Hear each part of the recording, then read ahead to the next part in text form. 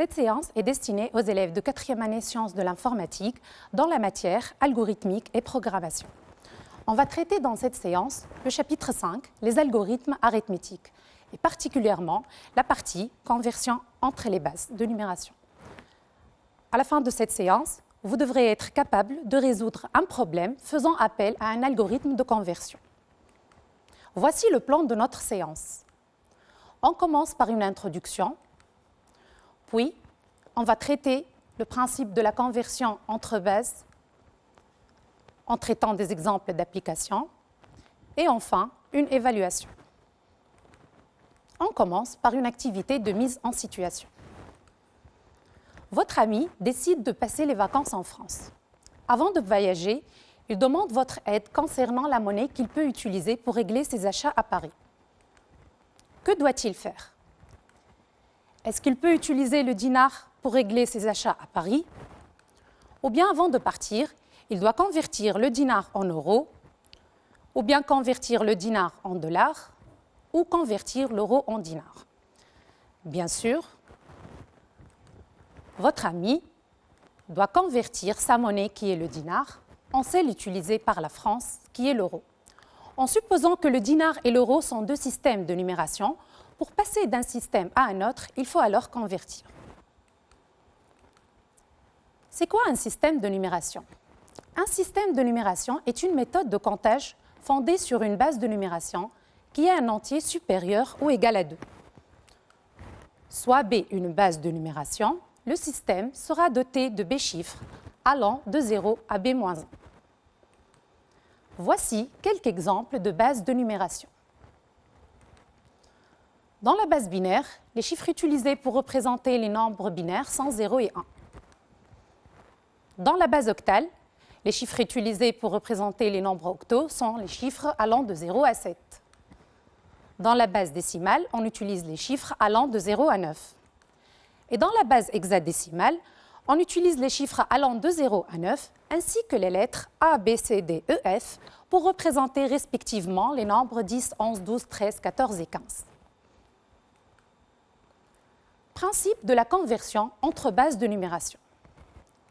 Ce principe consiste à passer de la représentation d'un nombre exprimé dans une base à la représentation du même nombre, mais exprimé dans une autre base.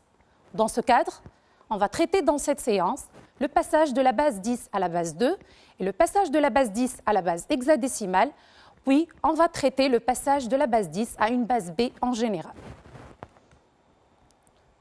Je vous présente la méthode de la conversion d'un nombre de la base 10 à la base B. Pour convertir un nombre de la base 10 à la base B, il faut suivre les étapes suivantes. On commence à diviser le nombre n par la base B, plusieurs divisions entières successives, jusqu'à obtenir un quotient nul. Dans l'étape 2, on fait la concaténation des différents restes des divisions euclidiennes en commençant du dernier au premier reste. Dans l'application 1, on va traiter la conversion d'un nombre décimal en binaire. Pour cela, on vous demande d'écrire l'algorithme d'une fonction qui permet de convertir un nombre décimal en binaire. On va appliquer le principe qu'on a décrit précédemment, c'est-à-dire on va diviser notre nombre, par exemple le nombre décimal ici est égal à 13, on va le diviser par la base qui est égale à 2, on trouve dans le quotient 6 et dans le reste 1. On continue la division, 6 sur 2 est égal à 3 et le reste est égal à 0. On continue les divisions jusqu'à obtenir un quotient est égal à 0. On arrête le traitement. On fait la concaténation des différents restes à partir du dernier reste trouvé jusqu'au premier pour obtenir le nombre binaire résultat. Dans notre cas, 13 dans la base 10 est égal au nombre binaire 1101. Pour résoudre cette application, on a besoin comme paramètre du nombre décimal n de type entier et le résultat sera le nombre binaire qui est de type chaîne.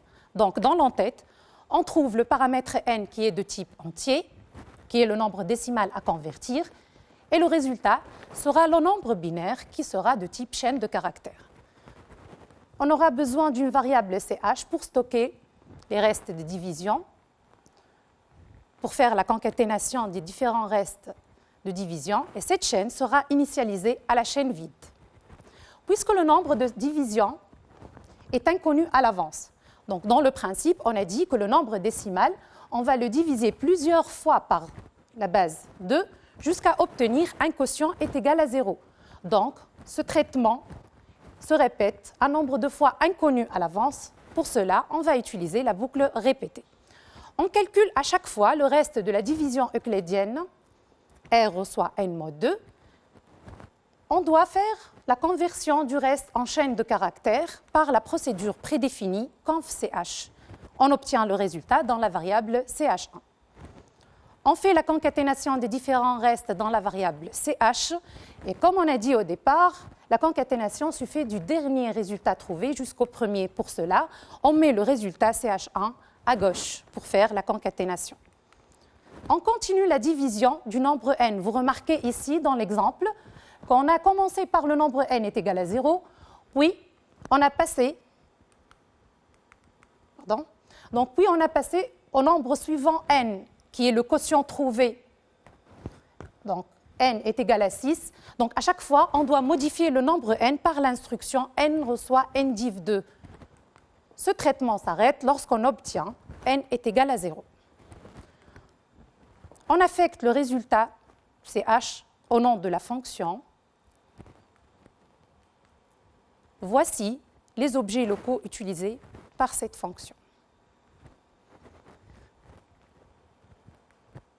On passe maintenant à l'application 2, qui consiste à la conversion d'un nombre décimal en hexadécimal. Pour cela, on vous propose d'écrire l'algorithme d'un module qui permet de convertir un nombre décimal en son équivalent hexadécimal. On va appliquer le même principe sur l'exemple suivant. Donc, on va prendre le nombre 75 en décimal, on va le convertir en hexadécimal, on va le diviser par 16. Le quotient est égal à 4 et le reste est égal à 11. Cette fois, on obtient un reste supérieur ou égal à 10. Donc, 11 sera remplacé par la lettre B dans la base hexadécimale. On continue la division du quotient trouvé 4 par 16 jusqu'à obtenir un quotient est égal à 0. On arrête le traitement, puisqu'on a obtenu le quotient 0. On fait la concaténation des différents restes du dernier au premier pour obtenir l'équivalent du nombre 75 dans la base 10 qui est égal à 4b dans la base hexadécimale. Dans l'algorithme de la fonction conv1016, dans l'entête, on a le nombre décimal à convertir qui est n de type entier et le résultat sera le nombre hexadécimal qui sera de type chaîne de caractères. Pour cela, on a besoin d'une variable ch pour stocker le résultat et cette chaîne doit être initialisée à la chaîne vide. Le nombre de division par 16 est inconnu à l'avance, donc on va utiliser une structure répétitive à condition d'arrêt qui est la boucle répétée. On divise le nombre n par 16, on calcule le reste de la division euclidienne dans la variable r. Maintenant, lorsqu'on divise un nombre par 16, le reste appartient à l'intervalle 0,15. Si le reste est dans l'intervalle 0,9, dans ce cas, on le convertit en chaîne comme on a fait tout à l'heure. Si le reste est inférieur à 10, alors on le convertit avec la procédure prédéfinie conv.ch et le résultat sera affecté à la chaîne ch1. Si le reste est supérieur ou égal à 10, comme dans notre cas on a trouvé 11, on sera remplacé par la lettre B.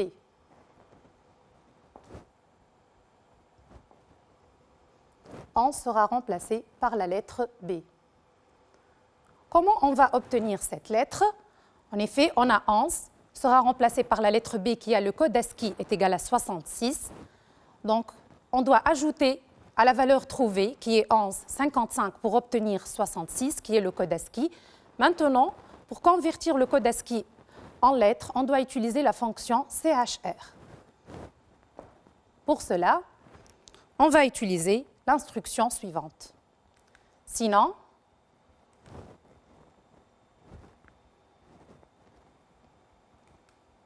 c'est-à-dire si le reste est supérieur ou égal à 10, on affecte le résultat à la variable CH1, reçoit CHR du reste trouvé plus 55. On effectue la concaténation des différents restes dans la chaîne CH du dernier reste trouvé jusqu'au premier. Donc l'instruction sera CH reçoit CH1 plus CH. CH1 se met à gauche. On continue la division du nombre décimal par 16. Ce traitement va se répéter jusqu'à obtenir un quotient nul. On s'arrête lorsque n est égal à 0. On affecte le résultat au nom de la fonction. Et voici les objets locaux utilisés par cette fonction. On passe maintenant au cas général. Dans l'application 3, on se propose de convertir un nombre décimal en une base B en général. Soit n un nombre décimal et B une base de numération, donnée en paramètres.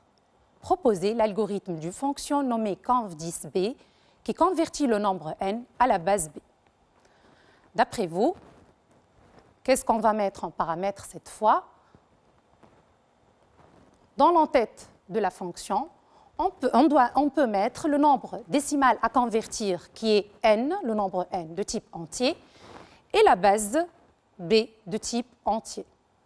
Puisqu'on ne connaît pas la base, on traite le cas général, le résultat sera de type chaîne de caractères. Cette chaîne sera initialisée à la chaîne vide.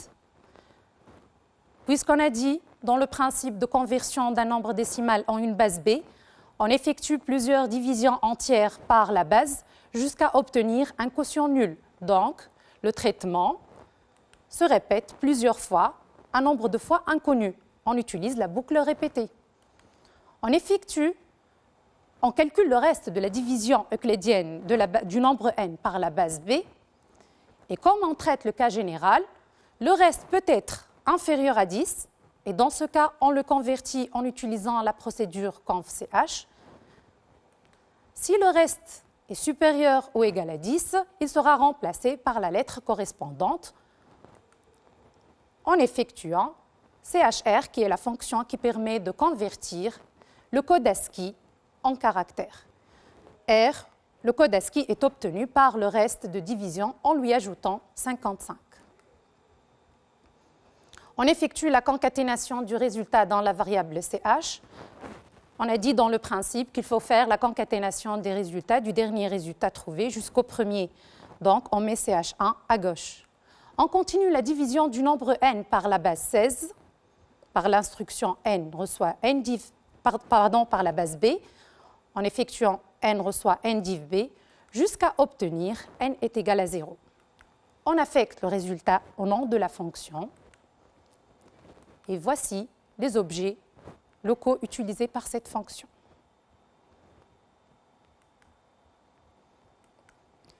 Évaluation.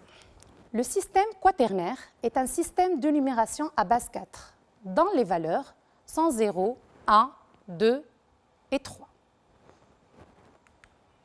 Une nouvelle représentation des chiffres quaternaires a été inventée, portant le nom de base Shadok, comme indiqué dans le tableau suivant. J'explique. Dans notre évaluation, on va s'intéresser au système quaternaire. Ce système quaternaire, c'est la base correspond à la base 4.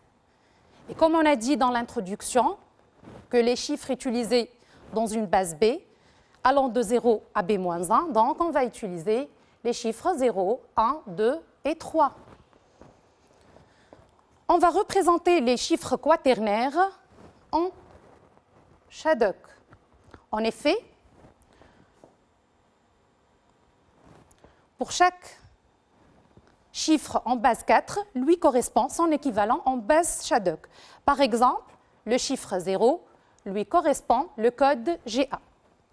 Le chiffre 1 lui correspond le code BU. Le chiffre 2 lui représente son équivalent en base Shadok, c'est ZO. Et le chiffre 3 est représenté par le code Shadok MEU. Exemple, on se propose de convertir le nombre décimal 109 en son équivalent Shadok. En effet, en appliquant le principe cité précédemment, on va diviser le nombre décimal par 4 pour trouver un quotient est égal à 27 et le reste est égal à 1. Ce reste est égal à 1 dans notre cas, il sera converti en équivalent dans la base Shadok qui est BU. On continue la division par 4, on trouve dans le quotient 6 et le reste est égal à 3. Son équivalent en base Shadok, c'est le code MEU. On continue la division par 4, le reste est égal à 2, il sera remplacé par le code Shadok ZO. On trouve 1, il sera remplacé par le code Shadok BU. Vous remarquez qu'on atteint le quotient est égal à 0, on arrête le traitement, on fait la concaténation des différents résultats trouvés du dernier résultat au premier, d'où on obtient le résultat suivant. 109 dans la base 10 est égal au nombre 1, 2, 3, 1 dans la base 4, qui est représenté par le code Shadok suivant. Le travail demandé, on vous propose d'écrire un algorithme d'un module qui permet de retourner la conversion d'un nombre décimal n en son équivalent en Shadok. Donc, dans l'exercice, on a un nombre décimal n et on veut obtenir son équivalent en Shadok. Dans l'entête de la fonction,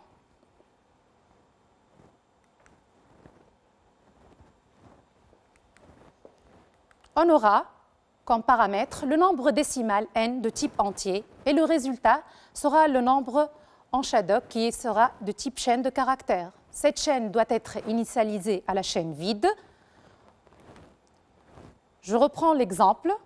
Vous voyez qu'on fait des divisions par 4. On ne connaît pas le nombre de divisions entières par 4. On s'arrête lorsque le quotient est égal à 0. Alors, on va utiliser la boucle répétée.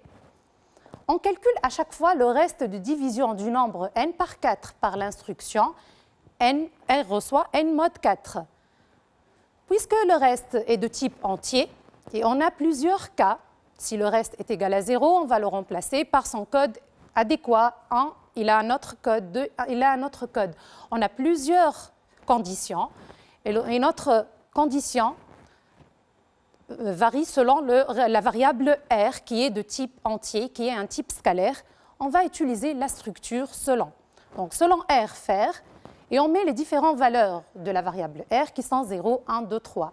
Et devant chaque valeur, on met le code en Shadok adéquat. Par exemple, dans la valeur 0, lui correspond le code GA. Donc CH1 reçoit GA. Si le reste est égal à 1, le code correspondant en Shadok, c'est CH1 reçoit BU. Si le reste est égal à 2, le code Shadok correspondant, c'est ZO. Si le reste est égal à 3, le code Shadok correspondant est MEU. On effectue la concaténation des différents résultats trouvés du dernier au premier. Donc la concaténation se fait à gauche, CH reçoit le résultat trouvé CH1 plus CH. On continue à chaque fois la division du nombre n par 4 jusqu'à obtenir un quotient est égal à 0. On affecte le résultat au nom de la fonction. Et voici les objets locaux utilisés par cette fonction. Notre séance est achevée. Je vous remercie pour votre attention.